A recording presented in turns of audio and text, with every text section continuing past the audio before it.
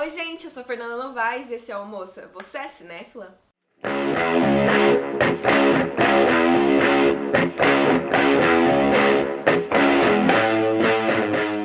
Hoje eu não tô aqui pra falar sobre movimentos cinematográficos, mas algo tão importante quanto gêneros cinematográficos.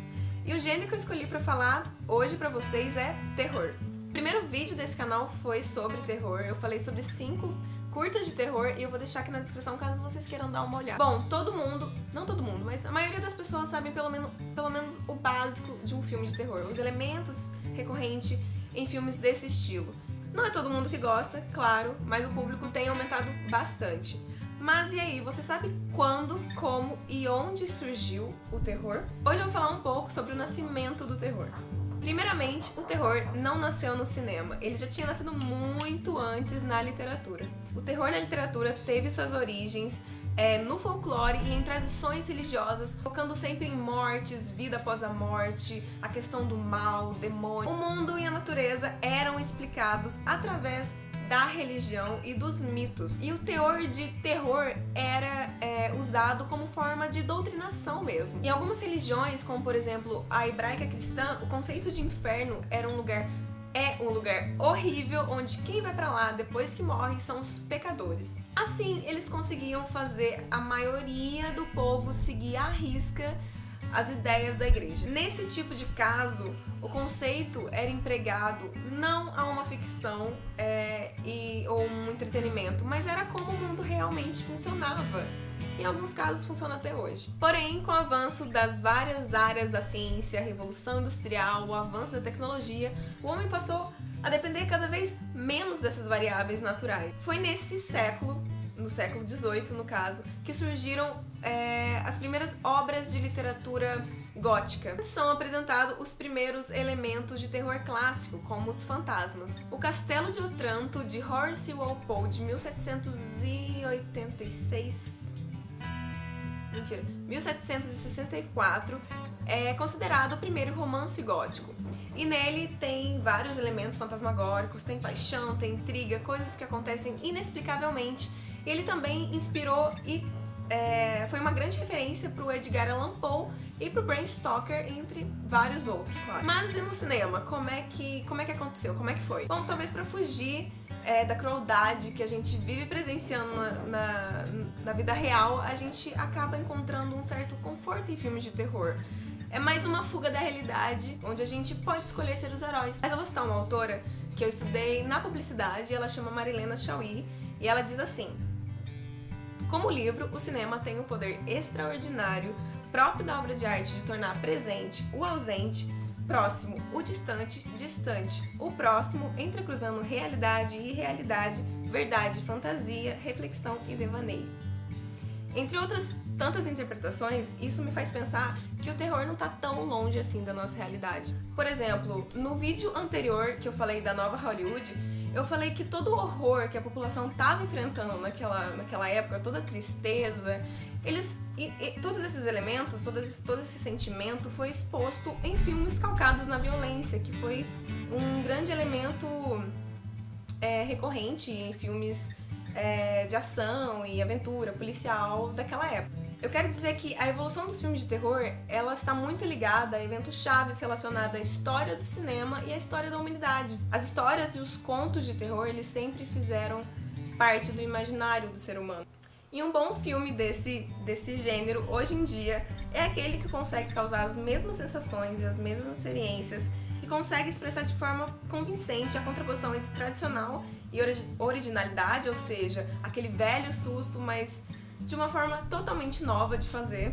Nos conta histórias e que, por mais simples que sejam, de uma forma tão profunda que faça a gente emergir totalmente dentro do enredo da história, que faça a gente olhar o mundo sob uma outra perspectiva. E fazem filmes cada vez mais desconfortáveis. E quanto mais desconfortável, melhor é o nosso julgamento sobre o filme. Triste fato.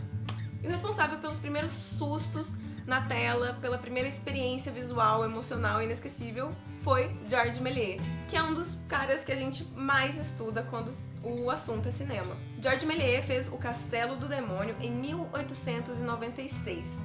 É, na verdade, um curta-metragem de um pouco mais de 3 minutos, onde aparecem vários elementos de terror clássico, como vampiro, tem fantasma, tem morcegos, tem vários outros elementos. É super de baixa qualidade por questões óbvias, mas eu vou passar um pedacinho pra vocês.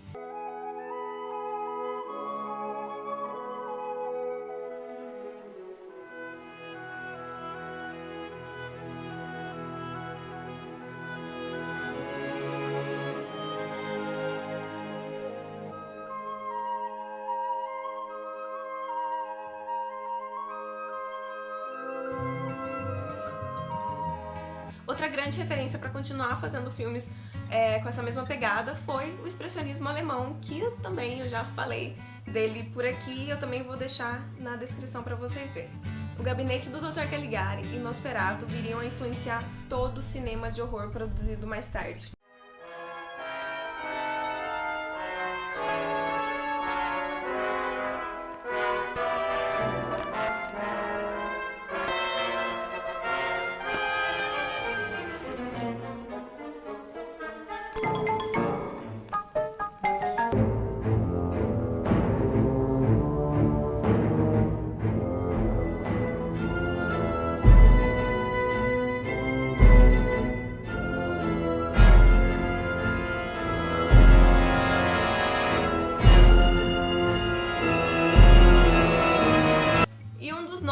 Mais conhecidos e que também investiu muito nesse estilo foi um carinha chamado Lon Chaney.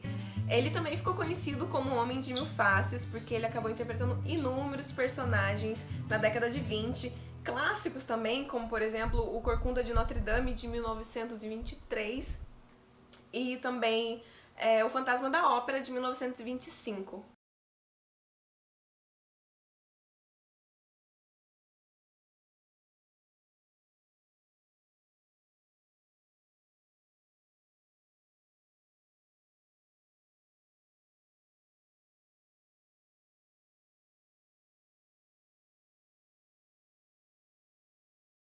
Mais tarde, já na década de 30, os filmes tomaram uma influência muito grande de histórias e lendas europeias, de vampiros e cientistas malucos, e foi daí que surgiu Drácula e o Frankenstein.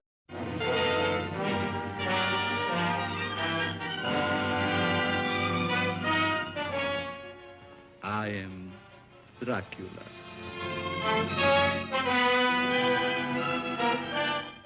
A moment ago, I stumbled upon a most amazing phenomenon. Something so incredible. Oh, it's alive! It's alive! It's alive! It's alive!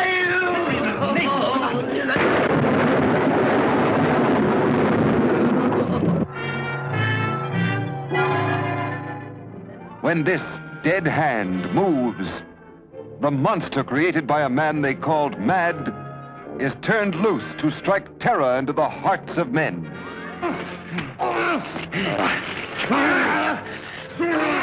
To shock women into uncontrolled hysteria. E nos anos 40, o terror ele acabou ficando em baixa durante algum tempo. E não que não foi produzido vários filmes nessa década, até produziram bem, só que produziram filmes muito ruins. Como, por exemplo, House of Frankenstein, de 1944. Esse filme reúne o Frankenstein, lobisomem e o Drácula. Pode parecer super legal e deveria ser mesmo. A expectativa estava super alta porque já tinha muitos fãs na década de 30 dessas criaturas, mas acabou sendo um fracasso. O filme, os personagens principais eles nem aparecem muito, eles interagem muito pouco entre si.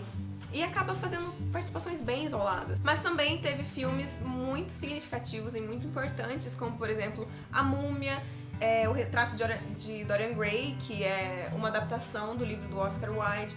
Eternal punishment for anyone who opens this casket.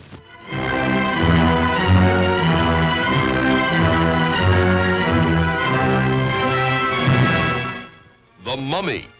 Is it dead or alive? Human or inhuman? You'll know. You'll see. You'll feel the awful, creeping, crawling terror that stands your hair on end. If only the picture could change, and I could be always what I am now. For that I would give everything. There's nothing in the whole world I would not give. I would give my soul for that.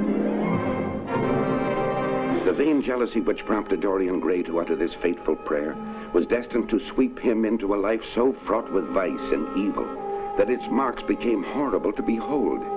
For the mad wish of Dorian Gray... Teve também King Kong e O Homem Invisível, ambos de 1933. Passado um tempo, o terror parecia um gênero morto. As pessoas estavam cansadas de filmes de terror em preto e branco e os diretores insistiam em dizer que filmes coloridos de terror nunca funcionaria. Também teve a questão da Guerra Fria, que apresentava um horror muito maior do que qualquer filme de terror, que acabou trazendo novos monstros para o cinema, como aqueles que sofreram com a radiação, até mesmo extraterrestres invadindo. Mas eis que surge The Curse of Frankenstein, estrelado pelos então desconhecidos Peter Cushing e Christopher Lee. More than 100 years ago, in a mountain village in Switzerland, lived a man whose strange experiments with the dead have since become a legend that is still told with horror the world over.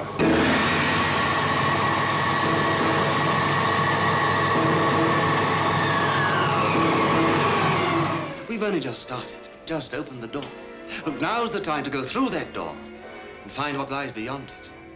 But don't you see, Paul? We've discovered the source of life itself, and we've used it to restore a creature that was dead. This is Frankenstein, who revolted against nature, who experimented with the devil and was forever cursed. His unwilling collaborator was Paul Kremp. Essa dupla de atores fez inúmeros filmes para uma produtora chamada Hammer Studios e que voltou a explorar os antigos monstros da década de 30, mas dessa vez foi um sucesso. Bom, gente, eu vou parar por aqui. Os anos 60 e os outros anos foram anos muito bons pro terror, só que para esse vídeo não ficar gigante e para eu não falar tão superficialmente do terror nesses próximos anos, terror nos anos 60, terror nos anos 70, 80, 90 vão ser próximos vídeos. Eu espero que vocês tenham gostado e até o próximo vídeo.